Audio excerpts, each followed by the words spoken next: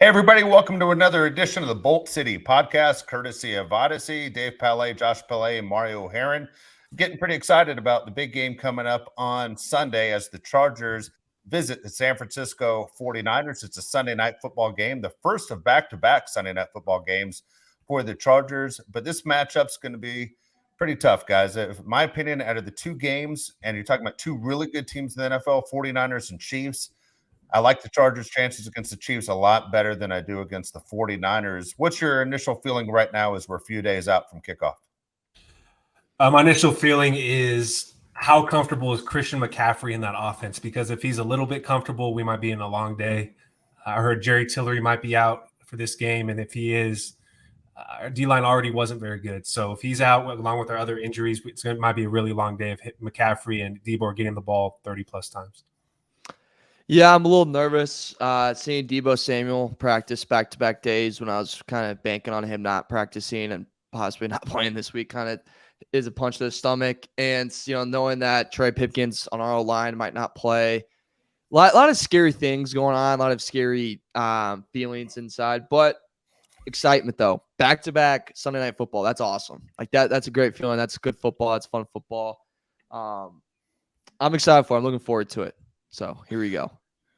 So here we go. As they take on the Niners, and you look at the Chargers with a better record. I mean, Chargers go into this game at 5-3. The Niners go into this game at 4-4. Chargers have some interesting losses on their schedule. But the deal is, this is a different team. Josh, you said the name right away in Christian McCaffrey. And the more and more that Christian McCaffrey is with the 49ers, you're hearing people say, dude, it's like having another quarterback on the field. He's so smart. I mean, his dad, of course, was an NFL player. He's not a dumb kid anyway. The guy went to Stanford, was extremely bright.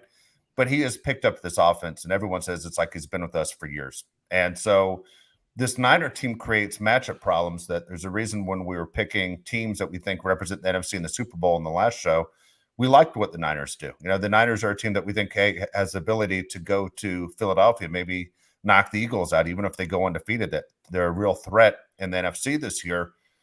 I hate this matchup for the Chargers. I do. And even if Christian McCaffrey wasn't on the team, I'd go, what are we going to do to stop Debo? Debo Samuel's just a unique freak, and he can do so many different things. Well, you have two of them now. You might have the two most unique guys in the NFL on the same offense. And so this matchup with Christian McCaffrey and Debo and the 49ers, this is what my guess is what's going to happen. The Niners are just going to run the ball. They're going to run the ball. They're going to run the ball. They're going to run the ball. They're going to control the clock. And this is going to be a game that might not be a lot of fun to watch if you're the Chargers. I haven't picked against the Chargers all year. But of all the games so far on the schedule, and maybe the ones after this one, this game actually makes me the most nervous. I agree with you. I said last week that the Chargers matched up great with the Falcons for their personnel, what they had. I thought the Chargers were in a good position. Completely feel the opposite this week, as you said. This could be one of those Malik Willis things where they throw the ball 15 times or less and they just hand it off and hand it off and hand it off. And before you know it, the game's going to be over. And you say, wow, that was the fastest football game I've ever watched. And then you look and the 49ers ran the ball 45 times because that's totally a possibility. Elijah Mitchell, who was their starting running back to begin the season, returned from the IR. I don't know if he's going to play. But if he does, this is the most talented backfield I can ever imagine. In the NFL, you have Elijah Mitchell was very good, and then you have Debo and CMC. So Chargers could be in for a long day, but like we said earlier, you kind of like this position if you're the Chargers, like you almost have nothing to lose at the same time. Yeah, I kind of agree. I think it's more that Chargers have nothing to lose, and that Niners almost have not everything, but they kind of have a lot on the line. The division is pretty tough. Seattle sits on top of it. They need to kind of catch up to Seattle. They're at a pretty disappointing 4-4. They've dropped bad losses, one to the Bears in a tsunami of a game, but you still lost that game. They had a bad loss to the Broncos, 11-10, and they got whooped by the Falcons, 28-14. So they kind of need this win. I'd argue more than like the Chargers need it. But like you guys said, this matchup is just scaring the crap out of me. This is by far the most talented backfield that the Chargers are going to face this year. And this is probably the second smartest offensive mind they've faced besides Andy Reid and Kyle Shanahan, which is just so scary. And that guy in a flat bill on the sideline just calling every single play that's just going to dice up your defense. I agree. I think this is a game when, it's halftime and it's been like 45 minutes. If it's halftime and it's been, it feels like it's not even been an hour, it's not going Chargers' way. Now, if the game's longer, then it's going the Chargers' way. And that might have just sounded really stupid, but hear me out on it. If Niners have the ball and they can dominate it and just really get this game as fast as possible, then they're going to win. But if Chargers can spread them out, get good time of possession, and get the little pauses, they're going to win this game. And they're going to be up, I think, early. And if you're up early against a team that runs the ball a lot, you usually stand up in pretty good shape. Two things are kind of interesting to me about the Niners. One is John Lynch has done a tremendous job as the general manager for this team, building the roster that he is able to build. And Josh, you just talked about how good their backfield is. Look at the two backs that they just sent to the Dolphins. In the last year, they sent these two backs to the Dolphins that have kind of changed the scheme of what Miami's doing. Of course, they have the wide receivers, but their ability to run the ball and catch the ball out of the backfield has made the Dolphins that much dangerous. Well, they came from the Niners. Jeff Wilson and Mozart are two of the best. The other thing, Mario, that you're talking about as far as, the game going by extremely fast. The NFL to me has this thing down to a science like you've never seen. Like, right, we always know NFL games are exactly 3 hours. Like, you always wonder, how do they do it? I've been to a million games in person and I've watched a million games on TV, and I'm always going, how in the hell do they have this thing down to a science? So if this thing goes where the Niners are running the ball like crazy, I'm curious to know the time of the game. Can they make a game that's old school football where you run the ball the majority of the time, still make it a 3-hour game? Like, how do they get all the commercials in, and how do they do the whole thing? But the NFL, more than any other sport, seems so scripted when it comes to that clock. I'm very curious to know how long this Sunday night football game is.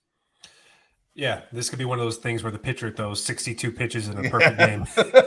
But we've been talking a lot about the negatives, which we should, because the Chargers really do not match up with the 49ers well at all. What are some positives, Mario? I think one positive is if you're Justin Herbert, this could be your I'm in the elite company game. And if you look at, I'm going to use Tom Brady and Peyton Manning as examples. Tom Brady and Peyton Manning were one of the best quarterbacks at doing great with nothing, doing great with subpar receivers and making plays happen and beating teams that possibly are more talented than they were. This is a prime example for Justin Herbert. Keenan Allen, we don't know if he's going to play. I'm guessing he probably won't play. The Chargers cannot run the ball at all against the Niners defense. The Niners defense is the best against the run. The Chargers are bottom 3 in running the ball. So Herbert, you're going to throw the ball 60 plus times. This is everything Herbert should want and going, this is such a good opportunity for me to dominate a really good defense, to get people to shut up about comparing me and Tua, to get that, yeah, I am, the third best, the top 3 best QB. This should be exciting. This is a monumental big step forward that Herbert could take, and I could see him taking, because out of all the teams that, are Super Bowl contender teams, no one has bigger and better drop-offs in games than the 49ers. So I think this should be a very exciting game for Herbert. This could be that game that we look back on and go, this is what makes him elite. This is what makes him better than any other franchise quarterback out there. It's interesting. The difference, I think, between Tom Brady and Peyton Manning is, they had offensive coordinators to help them out. I mean, and nothing against Lombardi, but there's no one close to what the Colts and what the Patriots had to help 2 Hall of Fame quarterbacks out. As much as, we're fans of Justin Herbert, he's been a 500 quarterback. And right now he doesn't have his best weapons. I mean, this game to me would be very interesting if you did have Mike Williams and Keenan Allen. Keenan Allen's not going to play in this game. Who are we kidding? You can't depend on Keenan Allen to play. Mike Williams already knows not going to play. Joshua Palmer's going to be the guy that's going to be the focal point again. But you don't think the Niners know that? It's try not to stay in the negative, but if I'm Justin Herbert, a couple questions I want to know is, as 3 guys here that have watched every game very closely, what is the extent of Justin Herbert's injury that he suffered against the Chiefs? Because he still hasn't aired it out. He still doesn't run. He has great legs and able to get the yardage when needed. He doesn't do that anymore. He doesn't throw the ball more than 20 yards down the field. So you kind of wonder, what is the game plan for the Chargers? How do they go about attacking? I mean, in my mind, I'm thinking they're going to go with, if I'm the defensive coordinator for the 49ers, the Chargers are going to go with Eckler and Palmer. Those are the 2 guys I got to worry about. And after that, good luck. I honestly don't know what the plan of attack is for the Chargers offensively. I'm curious to know. And if they get blown out, I'm going to be very frustrated going, you had no plan of attack. I mean, this is basic stuff. So who's going to step up and be the guy to help Herbert out? He's not going to be the issue, the reason they're going to lose. Eckler's not going to be the reason they're going to lose. But who's going to be that guy to step up to have the breakout game for the Chargers, especially if, let's say, the 49ers do their due diligence and shut down Joshua Palmer? Yeah, Josh Palmer's going to have a lot of eyes on him, which he should after his last game. This is a game Gerald Everett needs to get involved early and often. I think Gerald Everett's disappeared. He disappeared. He's a guy that loses focus, like I said last game, which drives me absolutely nuts because he's so talented. Give him the ball early, man. Keep him involved. Keep him engaged. I saw the craziest thing on Twitter, which Twitter's been absolutely nuts, by the way, all week. Thanks, Elon. I'll put you guys on the spot. What's the longest touchdown of the Chargers season so far? How many yards? That's a good question. I'm going to guess 30. Oh, I'm going to go less than that. I'm going to go because he doesn't throw the ball more than 20. I'm going to go 7. I'm going to go something crazy. What is it? It's not that low. It's 23, which is the second lowest in the league. The only team that's lower is the Pittsburgh Steelers with 8. But oh boy. But 23 yards. The difference between us and the Pittsburgh Steelers is Kenny Pickett is not Justin Herbert. We have a quarterback, so it doesn't make any sense at all. Like you mentioned, Dave, Lombardi needs to be creative, spread the ball out, show that you have the fastball, throw the ball down the field. If it's not a completion, just show that you did it, for God's sakes. His nickname should be like Mr. Flats because the dude just throws the ball in the flat all the time. I can't stand it. Austin Eckler too, man. Like I said before, if he gets the ball in the passing game 12 times, we're going to lose because that just means he's the check down. And if he's the check down over and over and over again, you're bailing out the defense. Let's get DeAndre Carter involved, Gerald Everett, all these guys down the field, not in the sides. Yeah, especially with Bandy. Bandy's going to – if Eckler's getting those checkdowns, you're going to see a little white guy that doesn't look like he should be on the field. He's going to run out in the flat, getting the ball, and he's going to 4 receptions for 15 yards. No, I completely agree. Like, even if it's not really there, at least try it a couple times with DeAndre Carter. Like, just at least – he's the fastest guy on our team right now. Just send it. Just send him. Just have that threat a little bit and just go from there, and just tell Herbert, hey, I'm not going to ask you to throw, 15 deep balls, but I'm going to ask you to put everything you got in 3 of them. And if we can get on just 2 of those 3, we're going to be in a really good spot to win this game. It's going to be an interesting one. I do think there's ways that the Chargers can win this game because I really do think Sunday Night Football, all eyes on you. Justin Herbert, you got to be literally just going to sleep every night going, this is my ultimate dream. Yes, I don't have, my 2 best weapons, but this is my ultimate dream to literally whip it out and show everyone like, yeah, this is me. This is who I am. Let's go. Be a little big dicker like the kicker. Let's go. Yeah, just like the kicker. That's what everybody says, right? Yeah. Just like the kicker. So, look, I'm trying to stay positive on this whole thing with Justin Herbert. I believe everybody does exactly what you're saying, Mario, man, where this is my breakout game. This is the national TV game. This is the one that gets the highest ratings. It's always interesting that at the end of the year when they put the most watched television shows, of let's say 2022 up, and you'll realize that like 49 of the 50 were all NFL games. That people are watching. Sunday Night Football gets the highest ratings. Of course, Justin Herbert wants to be great. I'm sure he wants to be great every single game. I honestly feel bad for him. We all are fans of Justin Herbert, yet he's been a 500 quarterback and he hasn't made the postseason. And at the same time, you're wondering, well, when's it going to switch? When's basically the switch going to happen where Justin Herbert becomes that elite quarterback that everyone else in the league becomes a fan of too, and going, he's the guy. I don't know if it's personality. I don't know if it's coaching. I don't know if it's injuries. But for Justin Herbert, he has to have that breakout game somewhere. And to be honest with you guys, I think it needs to come in one of these next 2 games. It needs to happen against the Niners or against the Chiefs. You can't sit there and go through a season like this where things aren't going his way. And I'm waiting for Justin Herbert as a player to be that breakout guy where people in Pennsylvania are talking about him at work on Monday morning. Yeah, he doesn't get enough credit for how good he actually has been this season. I know people are making it seem like he's having this crazy off year. He's not. The expectations for him have been too high for the guys he's had around him. Mike Williams and Keenan Allen not being on the field is just a tremendous loss. I don't care who Tom Brady in his prime. It doesn't matter who the quarterback is. If you don't have those guys on the field, you weren't expecting that before the season. You have all these plays drawn up for Keenan Allen and Mike Williams. They weren't going into training camp saying, hey, Michael Bandy needs to get involved. And that wasn't a thing. So people need to kind of get off his back in that sense. When I'm preparing for the 49ers, though, the scary thing to me is not just CMC and Debo. it's Brandon Ayuk, dude, too. The Brandon Ayuk is a very good receiver. And then you got George Kittle, who people think is the best blocking tight end in NFL history. That's how good he is at blocking, but he can catch the ball, obviously, too. If you focus too much on CMC and Debo, Brandon Ayuk and George Kittle can absolutely take the game over. But I'd almost rather that happen. If Jimmy G beats us, then Jimmy G beats us. Like, I'll take that. But if it's CMC and Debo just running it down our throat, I think it'll just hurt a little bit more. I think that's got to be the goal, right? Make Jimmy G beat you.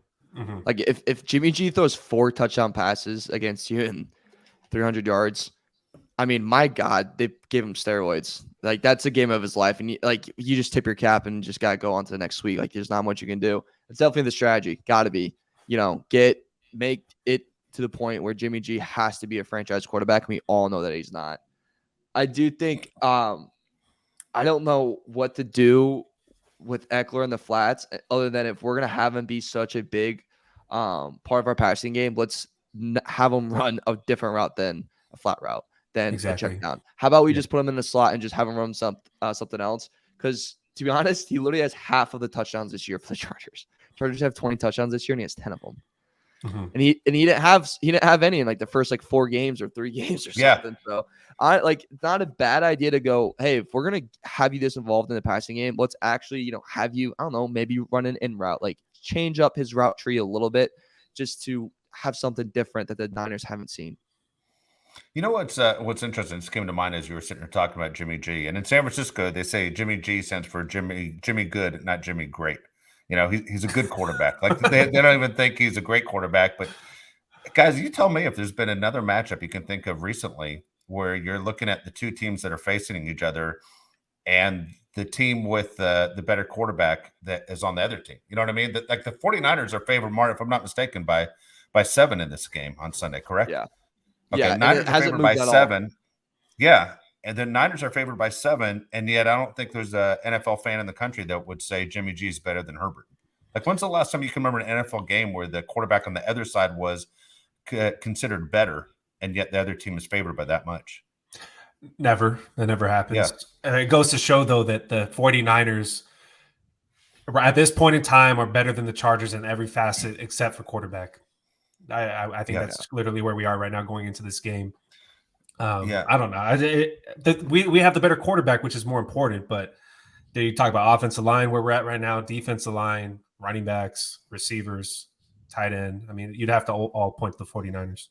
So I got to ask you, I was asked this question on the 49ers podcast as a guest, okay? And I'm going to ask you guys the same question because I thought it was a good one. The question asked to me was, which Charger injury has hurt the Chargers the most this season? And I had to think about it for a little bit. And so I'm curious to know if you guys came up with the same answer I came up with. That of all the Charger players, which injury has hurt the Chargers the most? Keenan Allen, not even a debate, in my opinion. What do you think?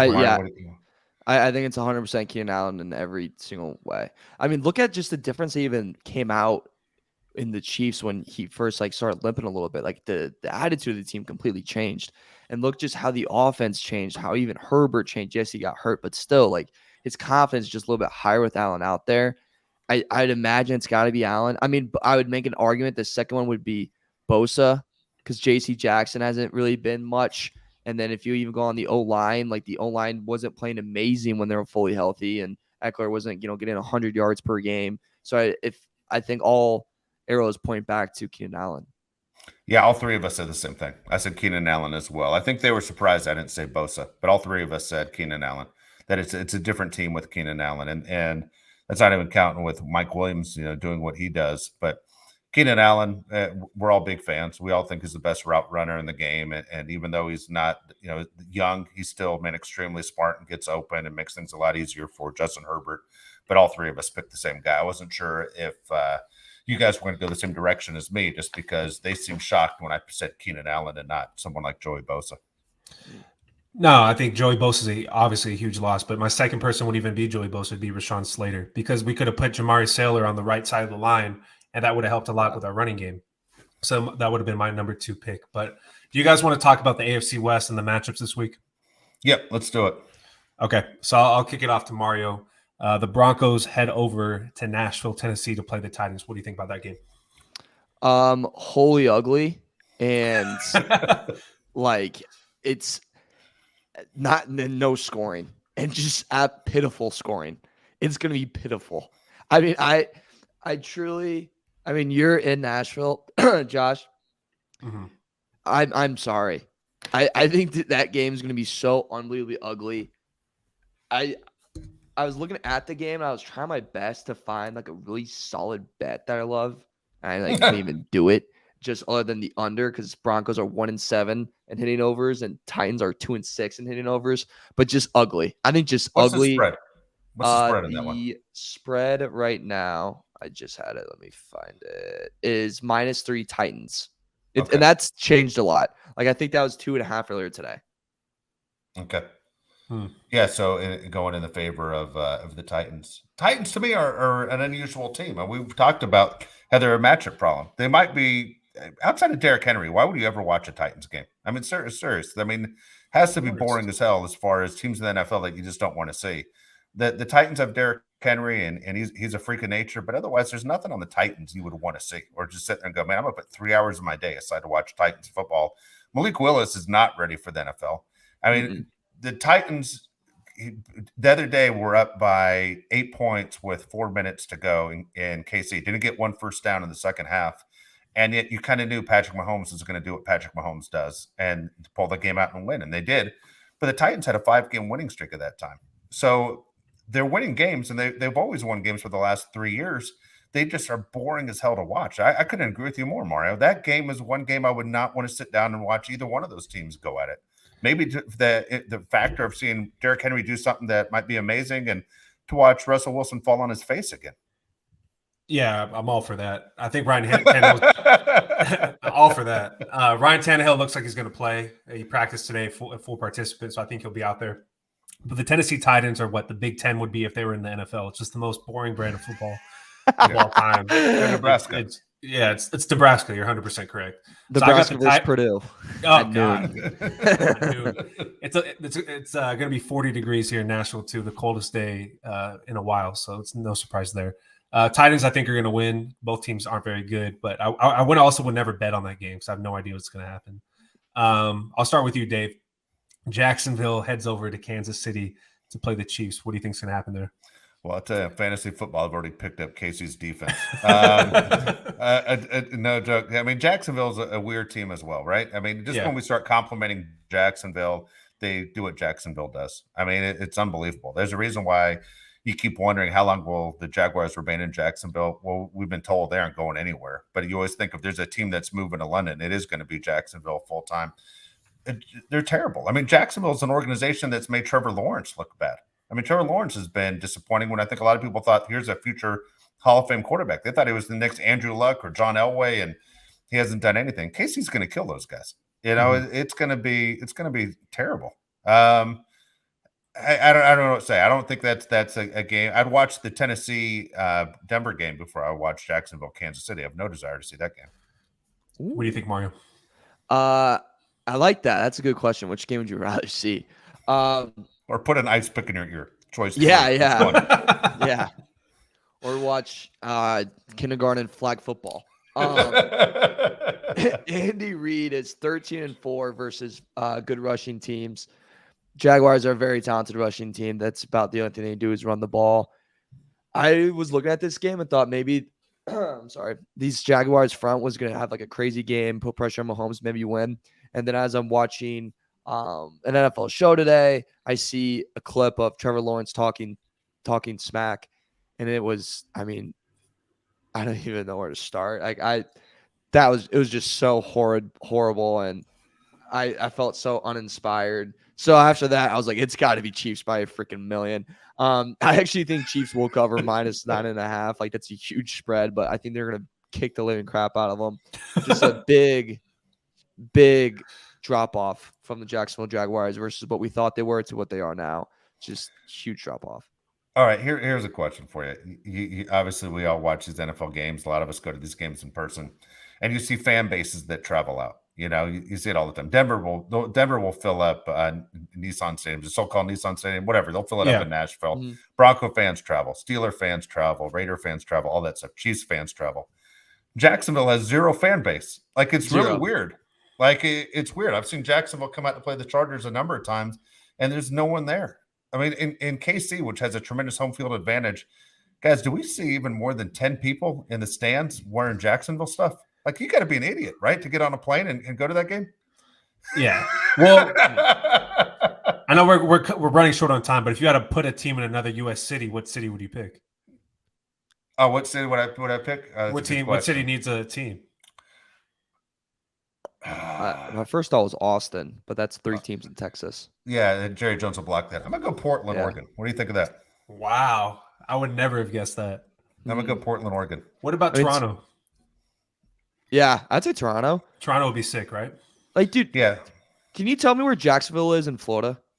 Nope. Like, actually, like where is it in Florida? Because I legitimately cannot tell you. I have no idea. I'm guessing it's near the Florida Georgia line is my guess. Where the connect is my guess. I have no idea either.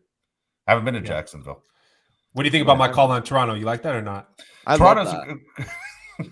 Anytime anyone says you like that, you got Kirk Cousins. Kirk Cousins, yeah. Look, the Toronto is a great call. There's talk the Buffalo Bills were going to go to Toronto a few years ago. I always wonder, man, if they actually put an NFL team in Toronto, what would that do to the Canadian Football League? Would that mess things up? Yeah. Yeah. It would. Yeah. 100% it would, because you'd see a much better brand of football. You'd be like, why would I watch this? Why would I watch this? And why would I watch the WNBA when I have the NBA? Yeah. It's like, dude, but look how much they swummed around the Raptors. Like, do you remember how much that sea went nuts for the Raptors? Like, football team. Exactly. Yeah. Like, come on. All right, so we'll go over to the Raiders, which are an absolute mess. This is the messiest game of the week. We thought the Broncos and Titans was a mess. You got the Colts and the Raiders. Oh my God, dude. I would watch this game before any of the other ones you just mentioned, by the way, because I want to see. I am so excited for this game. Me too. I gotta so see it. pumped for this game. This is an episode of the Kardashians. It's just a mess. This is stupid drama and fighting and. This is it. Yeah. For people that don't know, which I'm sure everybody knows, Hunter Renfrow and Darren Waller were placed on the IR, shocker. And now you got the Raiders playing the Colts, who are completely disorganized. I'm still going to go with the Raiders because at the end of the day, they have Devontae Adams and Josh Jacobs, and it's better than whatever the hell the Colts have. And the Colts also have a coach that's never called a play ever, if any of you have been watching anything. So I'm going with the Raiders in the weirdest game I can imagine. Go ahead, Mario. I'm done because Mario's in Indianapolis right now. One quick question. Who are people in Indianapolis angry with right now? Is it Irsay? I mean, Irsay. They got to be. It's Irsay. That he's insane. So there's a lot of backing towards Ballard still because the whole thing towards Ballard was Ballard's plan circled around Luck and like Luck's future with the team. So like he gets a lot of leeway. Irsay's been loved. Like I always say, people are pissed at Herb Simon all the time with how he's handled the search. People love Irsay, and now it's kind of iffy.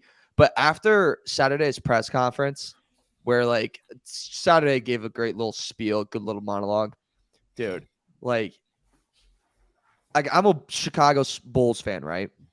I've seen how stupid fans can turn like good, and I'm like, you shouldn't. I mean, the positivity that got turned, I was like, you guys got to know a high school coach is still running your organization. Just please remember that. This game's going to be so ugly, it's going to be pretty. It's literally going to be an English bulldog where it's so ugly, it's cute, you know? I can't wait for it.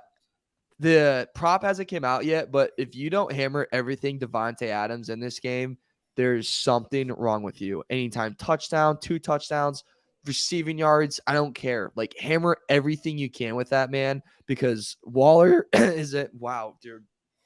I think I'm hitting second round of puberty. My voice is going out so much. Renfro's out. Waller's out. Adams going to get targeted a ton. Colts is in a disarray. Their game plan probably doesn't even have Adams on it to watch. Like, it is going to be such a mismatch. I would hammer everything else. Raiders have lost me so much money, so I'm not going to touch it on that end. But, boy, am I excited for the ugly show. Yeah. I tell you what, I think the Raiders win this thing. It'll probably be a game, honestly, I stay away from, especially what's going on. I don't know, man. I tell you what, I probably would bet this one. I'd bet the Raiders. What's the point spread in this game? 3? 4.5, and it was higher. It was 5.5. So it's money's coming in for Colts. I think there's a lot of pressure on the Raiders right now. And I mean, there's pressure on the Colts, but look, if the Colts lose, they're going to go, what do you want? He's had the job 5 days. The Raiders lose. I have no idea what you say to Devontae Adams, because you could tell, man, it's hurting. I mean, this whole thing is really, really bothersome to them that they're losing these games. The Raiders defense is a disaster.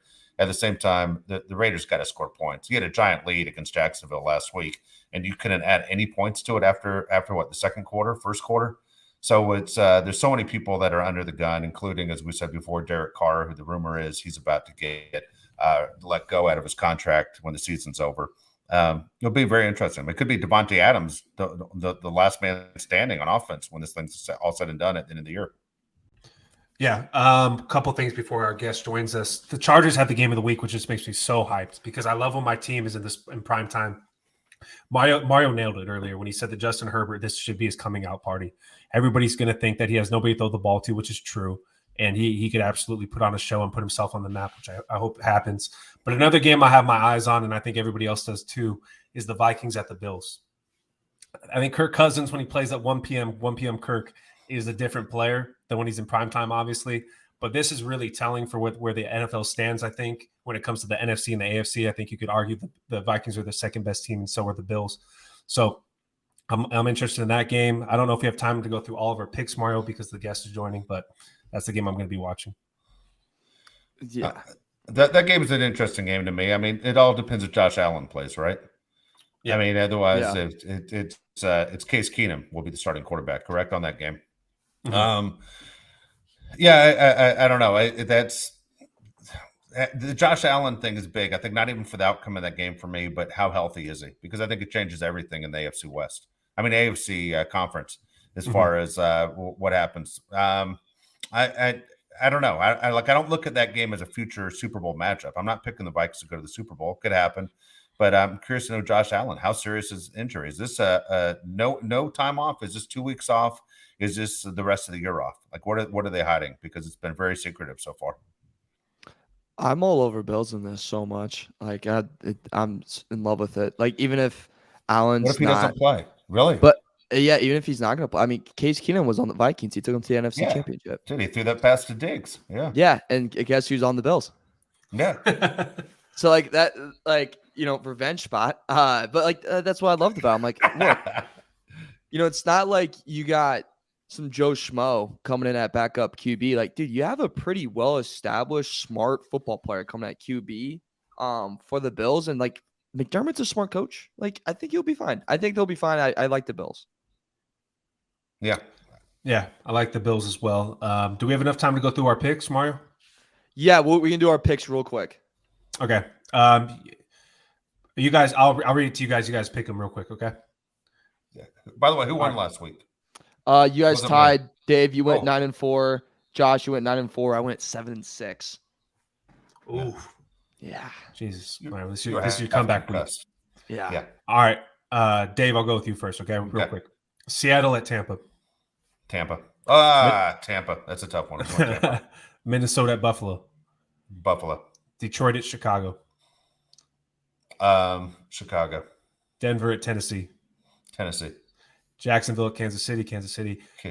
Cleveland at Miami. Miami. Houston at the Giants. Giants. Saints at the Steelers. Saints. Colts at the Raiders. Raiders. Cowboys at the Packers. Cowboys. Cardinals at the Rams. That's a tough one because we don't know how the quarterback's doing. I'm going to go Rams. I pick the Rams every damn week, and every week they disappoint, but I'm going Rams.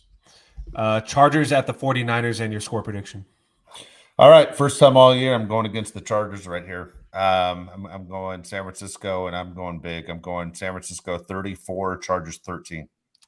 Ooh, okay. Commanders at the Eagles, Monday Night Football. Eagles. Okay. All right, Mario, you want to do it real quick? Yeah. Okay. Seattle at Tampa. Seattle. Minnesota at Buffalo. Buffalo. Detroit at Chicago. Chicago. Denver at the Titans.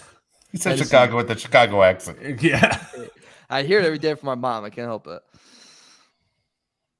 You said Denver at the Titans. You got the Titans? Yeah, and then KC.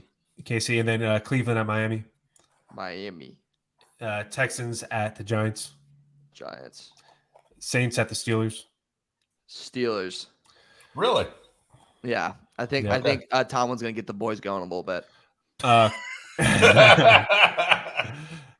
Colts at the Raiders.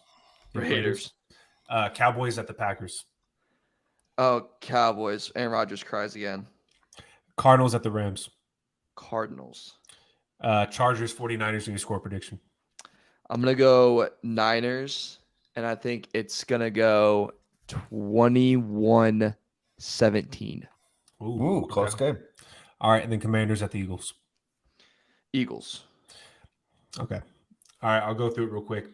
I'm going to go Seattle on the road. I'm going to go Buffalo. I'm going to assume Josh Allen's playing. And even if he's not, I'm with Mario. I think the Bills are just much better. I want to reserve the right. If he doesn't play, I want to be able to change mine. That's fine. Right now. Okay. All right. That's fair. Don't shake your head, Mario. What's the deal with your eyebrows? Something wrong with them? We'll take that to the Supreme Court. I have Detroit. Then I have the Titans, KC in a landslide. I have the Dolphins, Giants, Pittsburgh. I'm with Mario.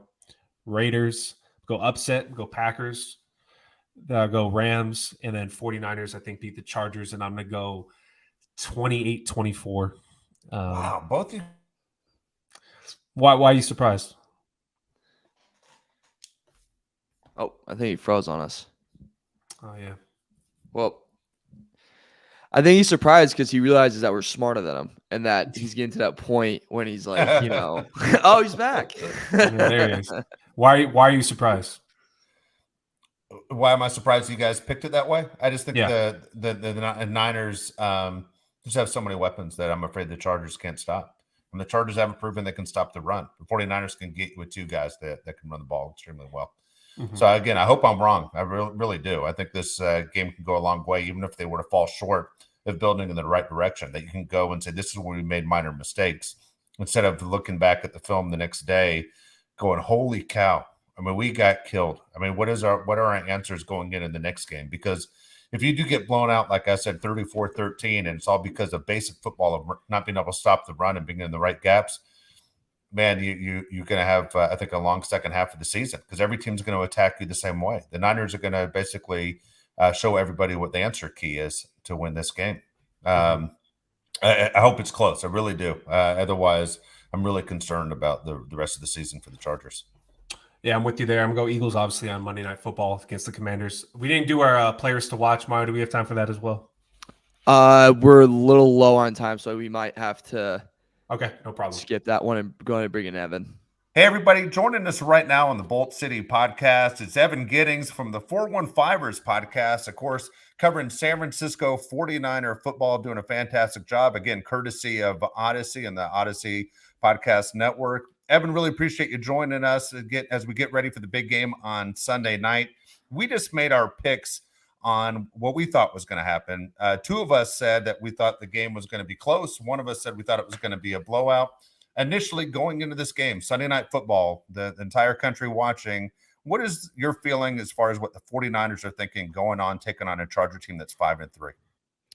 Right now, I think the 49ers are probably seeing blood in the water. They're seeing a team that's extremely banged up, that is missing pretty much every offensive weapon except for Austin Eckler. I know Josh Palmer's been admirable so far, but he's nowhere near a number one receiver. And they're looking probably at an offensive line that's also a little ripe for the picking as far as 49ers pass rush that is getting healthier, linebacking core that's getting some guys back.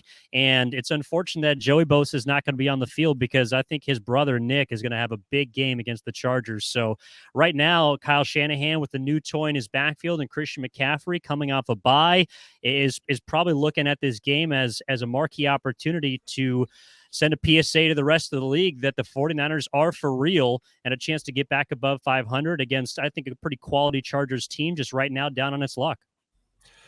Yeah, you watch a lot of 49ers football, obviously, so you understand our fear of Christian McCaffrey and Deebo Samuel. We were saying going into this game, if you're the Chargers, you want Jimmy G to beat you. You want him to throw the ball, more than 15 times. It's going to mean that CMC and Deebo aren't running the ball 35 times down your throat. If you were the Chargers, would you have the same game plan, make Jimmy G beat you?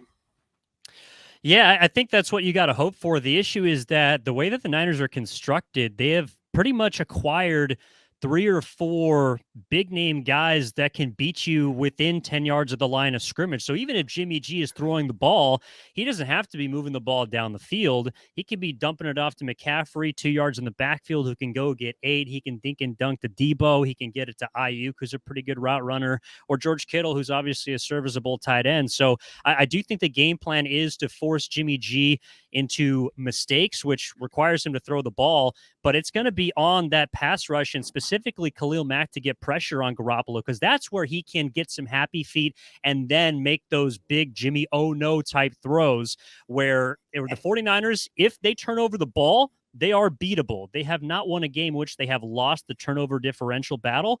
And if Jimmy G is not turning over the football, if he's taking care of it the way he's done relatively well this season, 11 touchdowns to 4 interceptions, then it might be a long night for the Chargers. Looking at this Niner team, as you said, you got a huge acquisition in Christian McCaffrey. You have a head coach that's offensive minded, something that we've talked about the Chargers that they don't have. Even though the 49er team is 4-4, they were my pick to represent the NFC in the Super Bowl. I honestly believe that they're a team that could go to Philadelphia in the playoffs and ruin the Eagles season. In San Francisco right now, is the feeling, hey, this is a championship team. We know what championship teams look like. This team has all the weapons possible. We think this team can go and not only represent the NFC, but they can win the Super Bowl this year. What are they saying in San Francisco? They feel confident, especially coming off of a season last year where you made the conference championship. And looking at this year's roster, probably got a little bit better. So you have the consistency of a core playing together the last 3 or 4 years. They got a big addition on defense in Charvarius Ward, who is kind of an under the radar free agent signing, has been a really good corner for them. They have, of course, a defense that has been their identity for the majority of Kyle Shanahan's tenure, especially going back to the last 3 years in 2019 to their previous run to the Super Bowl.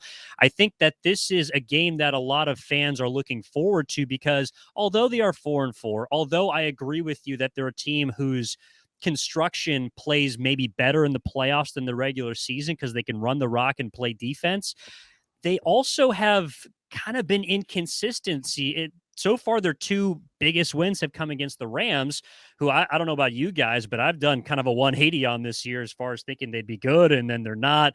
Their win against the Seahawks came in week 2 before they really found their identity, so I wouldn't consider that 6-3 Seahawks team the same team that didn't even score an offensive touchdown against the Niners in the second week of the season. So people are really curious to see if the 49ers can finally do something that they have not been able to previously this year, and that is against a quality opponent, even though the Chargers are banged up, in a game in which they're favored by a touchdown at home, step on the team's throat from the first second to the final second to establish themselves as a team to beat in the NFC on national television. This is a big test for them, not only to win the game, but to demonstrate what this group is going to be in 10 or 12 weeks heading into the playoffs as a new offense, maybe with a limited quarterback, but a ton of weapons. And of course, Kyle Shanahan, as you mentioned, orchestrating all of it. How do you see this game playing out? Obviously, the 49ers do great against the run. The Chargers haven't done well at running the ball consistently this year. What's your honest opinion of how this game's going to go? What would be your score prediction? Well, seeing as how the 49ers the Chargers have fallen behind double-digit points in each of their past 4 weeks, I expect a similar script at the beginning of the game. And unfortunately for Chargers fans, that's where the 49ers thrive. They're not really a team that can come from behind all that well, but when they get a lead, they're pretty dangerous because that allows them to pound the rock, to run the football. And I expect Kyle Shanahan basically to just force feed it to McCaffrey or Debo. They're also getting Elijah Mitchell back off of IR, who's eligible to return this week. Was their bell cow back last season after being a rookie out of the 6th round. So, if you're seeing 40 to 45 rushes in this game, don't be shocked, because I want to see the 49ers basically say, hey, LA, force us to do anything besides run the football. And if they get a lead, not only can they attack on the ground, but then that's when you see the pass rush for the 49ers really get to pin their ears back. And even though Justin Herbert has done a pretty good job of not taking sacks this season, I think he's only been sacked like 10 times. The offensive line is kind of a rotating cast of characters at this point, and maybe Trey Pipkins, who I saw is questionable, hasn't been all that great to begin the season. You don't know who's going to be at right tackle. There's just a lot of question marks on the pardon me, I almost said San Diego, Los Angeles side of the football on offense. And so the 49ers right now, to me, if they get a lead, this is a team that's not going to relinquish it. And to answer your question, my prediction for this game would be 30-20. I don't think it's going to be as dominant as it sounds like Dave thinks the 49ers are going to run, but I do feel like the Chargers maybe score a garbage touchdown towards the end. They make it look a little bit better than it was. But the 49ers, to me, jump out to a double-digit lead like the Chargers have given up in each of the last 4 games. And then this is where we finally see that come back to haunt the Chargers against a team that can punish them for it. Evan, we never wish for anybody to be injured. At least, obviously, it's professional sports and injuries are going to happen, but you never want injuries to happen. My feeling was as soon as Trey Lance got hurt, though, I thought it was the best thing to happen to the Niners as a football team, meaning that, Jimmy Garoppolo is battle tested. He's taken a team to a Super Bowl. He knows what it's like to be in big games. I mean, there's a learning curve for young quarterbacks, as we all know. First of all, you have to find out if they can even play. Trey Lance going down, bringing Jimmy G back in. I mean, one of the best things was they didn't find a trade partner for him. You're able to bring him in. You're able to make the deal for McCaffrey. Are the 49ers in the same position if you have not a rookie quarterback, but an inexperienced quarterback? I don't think so. No, but and this is where maybe I'll stray off the beaten path a bit. My original response to that was the 49ers are certainly closer to the playoffs, but they just might be further from the Super Bowl than if they had Trey Lance. And the reason being, we've seen the ceiling of Garoppolo. I felt much more comfortable penciling the 49ers in as, maybe a division winner or at the very least a wild card team in the playoffs because Jimmy G is a guy that can, basically get you to where you need to be, which is in the postseason. It's in the dance. He can go and win on the road at Dallas with some help from a defense. He can go and beat Green Bay on the road, but I'm just not quite sure if he's a guy that can get you over the top. And that's why Kyle Shanahan went out to get a guy like Christian McCaffrey, because it doesn't matter what kind of quarterback he's played with throughout his first 6 or 7 seasons. He has been a dominant player when he's been on the field. So maybe that's the difference this season more so than the quarterback itself. Whereas Trey Lance was a question mark, I also felt like by the end of the season, he might have been a guy that could help you stretch the field a little bit more with his arm strength, adds a different dynamic and being able to run the football, which unfortunately was the reason that he got hurt. But to me, I'm with you in the sense that Garoppolo is the safer option for this team right now, one that wants to compete and win games, whereas Trey Lance, he might win you 12 games. He also could win you 6 games. So I think the 49ers, in a weird way, added by subtracting at the quarterback position. Evan, really appreciate your time. Again, thank you so much. Look forward to the Sunday night game, 49ers Chargers. It'd be great if they matched up again in February for us, at least. That's what we're hoping for. But again, we appreciate your time and thank you so much. Oh, of course, guys. I appreciate you having me on. And hopefully we got a good game on Sunday. Unfortunately, I think it's going to be a little more red and gold instead of powder blue. Thank you, Evan. Again, that's Thanks, Evan Giddings again with the podcast. It's the 415ers podcast, courtesy of Odyssey. Again, they do a fantastic job covering the Niners in the Bay Area. But guys, again, he thinks it's a Niners win. All 4 of us now said basically Niners are the favorites. Like, it's the NFL. Anything can happen. Happens every single week where there's a game that we just didn't see happening. Who would have thought the Jets would have knocked off the Bills last week? Why not, right? I mean, that's the attitude, is why not? Why can't the Chargers be that team that surprised the 49ers? Again, 4-4 team. They're 4-4 for a reason. So let's see what happens Sunday night, but it'll be very interesting. Any final words for you guys heading into the game? Go Bolts. Go Bolts. Nobody will say let's ride? No. We don't do that here. Hey, Herbert, you're better looking than Jimmy G. That's all I got. Because the hair. You're a fan of the hair. That's what it is. Well, I mean, I got to back a former Italian when I can. Covering both bases, brother. All right, we'll be on after the game Sunday night. Again, wrapping things up. Hopefully it's a Charger win. Again, thanks for listening to the Bolt City podcast, courtesy of Odyssey. Josh Palet, Mario Herron. I'm Dave Palet. We'll see you guys after the game on Sunday.